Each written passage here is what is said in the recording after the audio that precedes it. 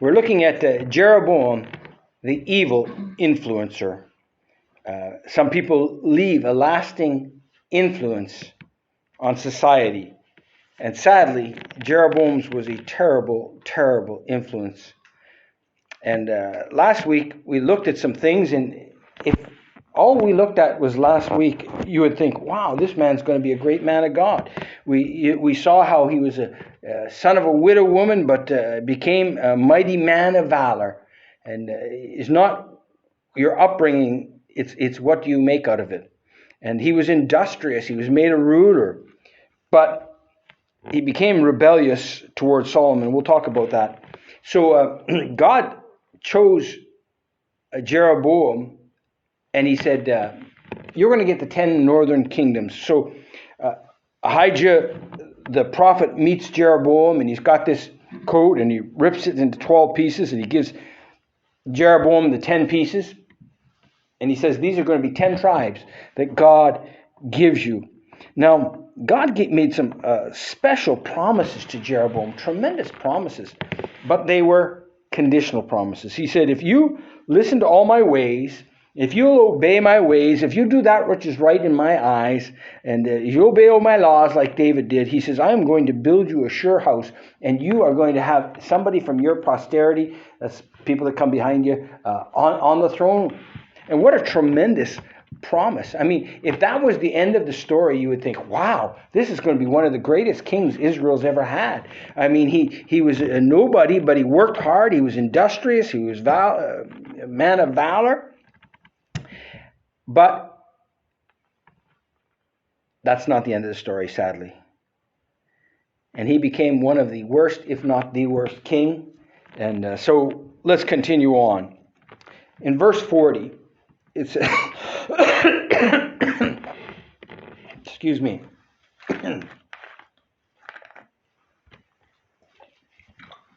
It says, so Solomon sought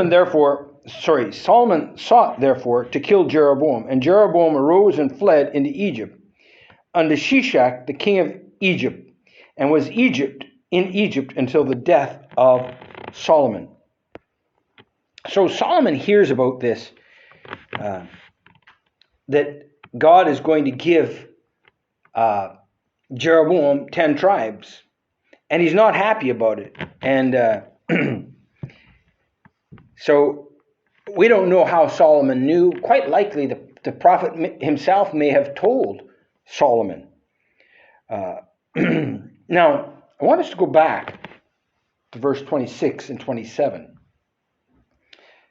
And Jeroboam the son of Nebat, an Ephrathite of Zephatah, Solomon's servant, whose mother's name was Zerah, a widow woman, even he lifted up his hand against the king. And this was the cause that he lifted up his hand against the king. So the cause that he lifted up his hand against the king is what follows. And what follows is that Ahijah told him he was going to be ruler of the 10 tribes. But God told him something else. He lifted up his hand against the king, and that king is obviously Solomon. And when he lifts it up, it's rebelling. He's fighting against him. And he shouldn't have done it. Why should he not have done that? From what we've read in the chapter last week, does anybody remember? We'll look at verse 34 and 35 and read it through and tell me, why should he have not?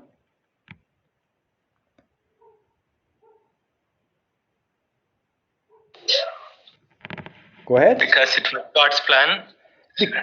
Because it's God's plan. God had told Jeroboam that you're only going to get 10 tribes.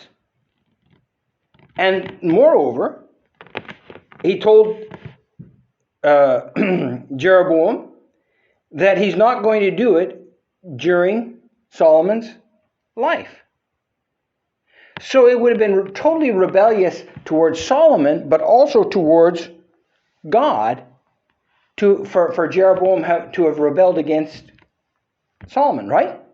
He was told what it was to do. And compare that to David.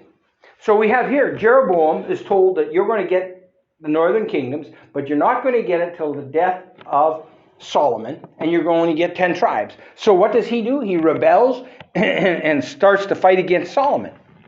Now look at David. David was told the same thing, basically, right? You're going to be the king. Did David try to kill Saul? No. You see, you look and you see the different hearts. David, a heart to do what's right, and Jeroboam, a heart for power. And it's sad. People tend to fight for things that they think they're going to need and get. But it was going to be in God's time, not Jeroboam's time. And Jeroboam's attitude was, I want this now. And it's rebellion because it's not what God said. God has a time for everything. God had a plan for everything. And Jeroboam says, I don't care about your plan, God. I don't care about your time. I want this now. And that's rebellion. In 1 Samuel 15, verse 23, for rebellion is as the sin of witchcraft, and stubbornness is as iniquity and idolatry, because thou hast rejected the word of the Lord, he also hath rejected thee from being king. That's Saul. And Saul, now he didn't want the kingdom, but once he got it, he turned away from God. But these little words, even he, verse 26, even he lifted up his hand against the king. It shows the heart of Jeroboam. Jeroboam is not satisfied with what God said. And listen to me. Your problems in your family, your problems in your church, your problems at work, often our problems, my problem starts with, I'm not willing to accept what God has said for me. And this is terrible. And so Jeroboam knew exactly what God had said, but he wanted his power now. God had told him that Solomon was going to retain his power, and he was going to take the remain king, and it was his son that was going to have the kingdom taken from him, but Jeroboam wasn't satisfied. Outwardly, Jeroboam's rebellion is against Solomon, right? But ultimately, it's against God. Because God had said, you're not going to get the 10 tribes till after Solomon's dead. So we see the problem with Jeroboam, but we also see a problem with Solomon. Our text verse was, what verse was that again? 40. Solomon sought therefore to kill Jeroboam, and Jeroboam arose and fled into Egypt under Shishak the king of Egypt, and was in Egypt until the death of Solomon. Solomon knew that God had said to Jeroboam, Jeroboam is going to get 10 tribes from your son. Solomon wants to, what? Verse 40, what does Solomon want to do? Kill Jeroboam. So, but now, Solomon has the same problem Jeroboam had. He's not satisfied with what God said. He knows that God has said Jeroboam's going to get 10 tribes. Well, can Jeroboam get 10 tribes if Solomon kills him? No, obviously, right? So Solomon's rebellion is against God too. And it seems to me that, we know that why was Jeroboam going to get those 10 tribes? Does anybody remember?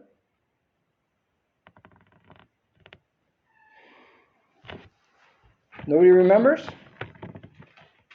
Verse 33, because they have forsaken me, because Solomon forsook God. And rather than facing the consequences of his sin and repenting, Solomon said, "Oh, well, I'll sort this out. I'll just kill Jeroboam." Listen, the only way to fix the consequences of your sin, and this may not even fix the consequences, you might still have to live with the consequences of your sin.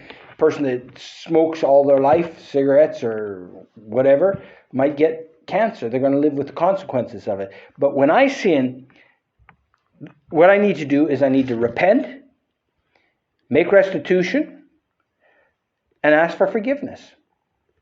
Solomon didn't do that. He just tried to say, okay, well, I'll sort this out. And unless you do that, you're never going to have victory, and you're never going to be right with God. And see, people try to hide from the consequences of their sin. It goes way back to Adam. Adam tried to hide from God because he'd partaken of the fruit of the tree of the knowledge of good and evil. And you can't hide your sin from God, and you can't even hide it from others. Sometimes others find out about it too. So Solomon has made a major error here. He thinks that he can get away with his sin by killing somebody. And then Adam thought he could get away with his sin from his sin by hiding from it. See, Solomon tried to manipulate the circumstances to get away with the consequences of his sin. The consequences of his sin was God was going to take the 10 tribes from his son Rehoboam. That's the consequences. Solomon says, I don't want to face the consequences of that sin. Therefore, I'm going to kill the man that God says is going to be next. This is about sometime around the 24th year of Solomon. It's after he builds Milo, in verse 27 there. And then,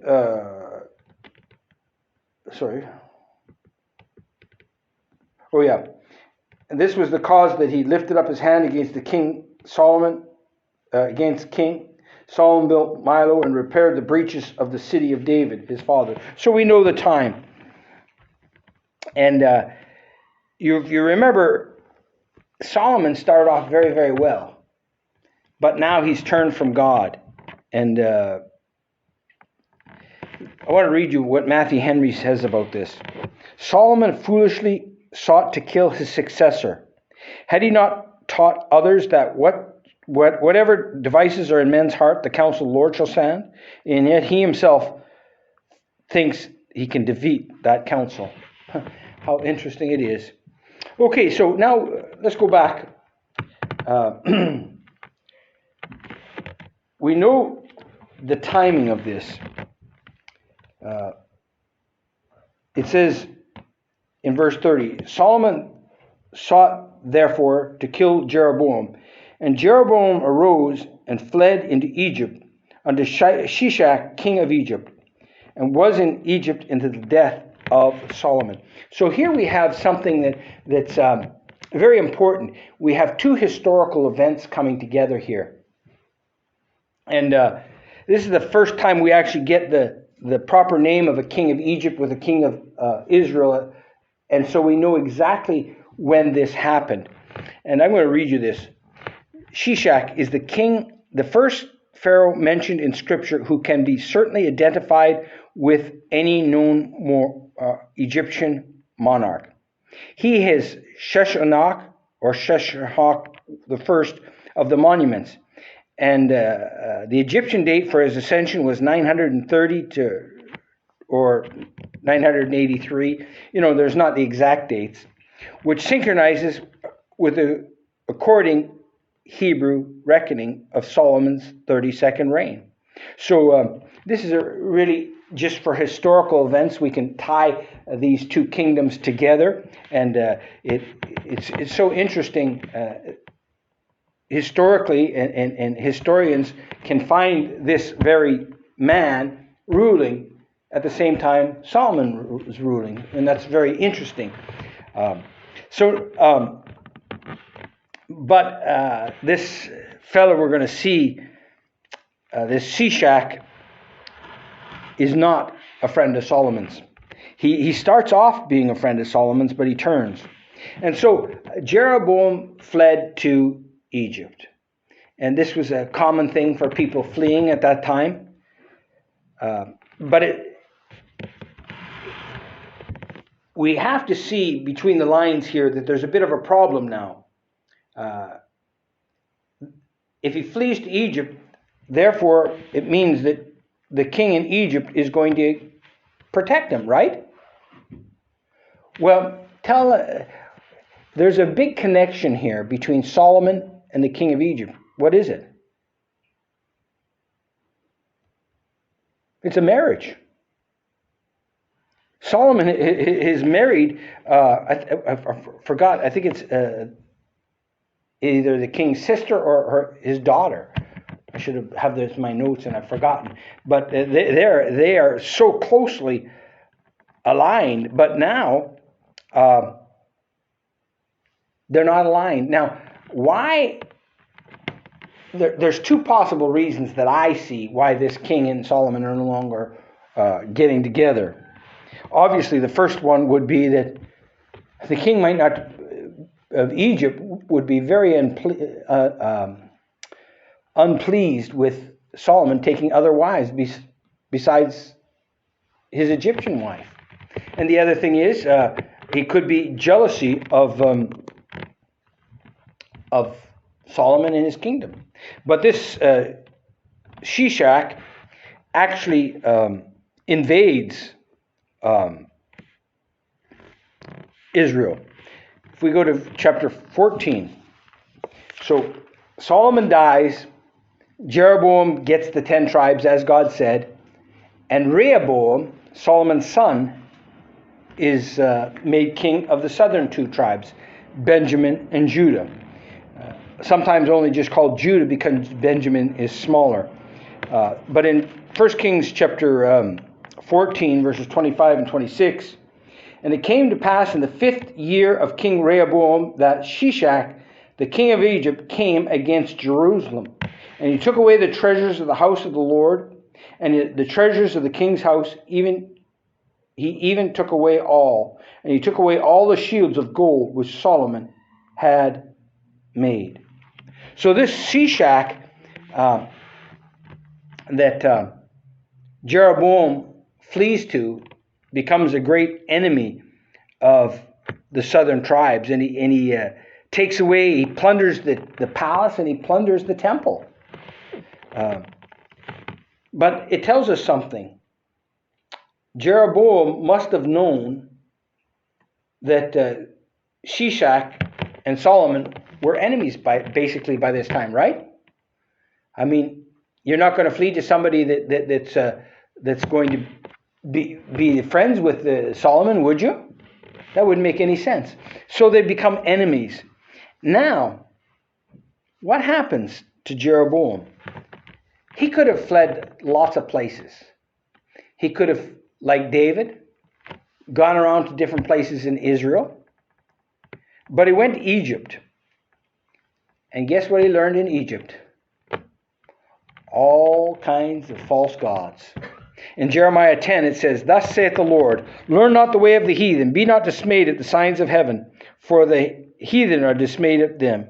This is a test of faith. Remember, God has said to Jeroboam, if you'll do right and live right, you'll have that kingdom, you and your posterity. And it's a test of faith. This is the first test of faith basically for Jeroboam. What are you going to do? And he takes and puts his trust in the Egyptian king rather than God. God's promise was true and secure, wasn't it? God said, you're going to be the king of the 10 northern tribes. Does he need to go to Egypt? Does he? No. God said it. God's going to protect him.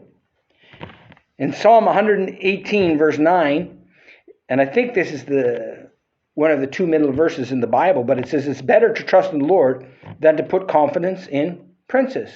So is Jeroboam trusting the Lord or putting confidence in princes? Well, who's he trusting in? He's trusting in Shishak, the king of Egypt, right? To protect him. But that's not the way it should be. Psalm 146 verse 3 says, "Put not your trust in princes, nor in the Son of Man, in whom there is no help."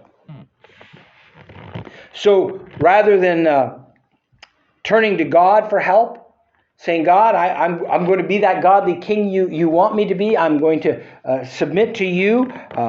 Solomon's trying to kill me, Lord, but I'm trusting in you and you need to protect me.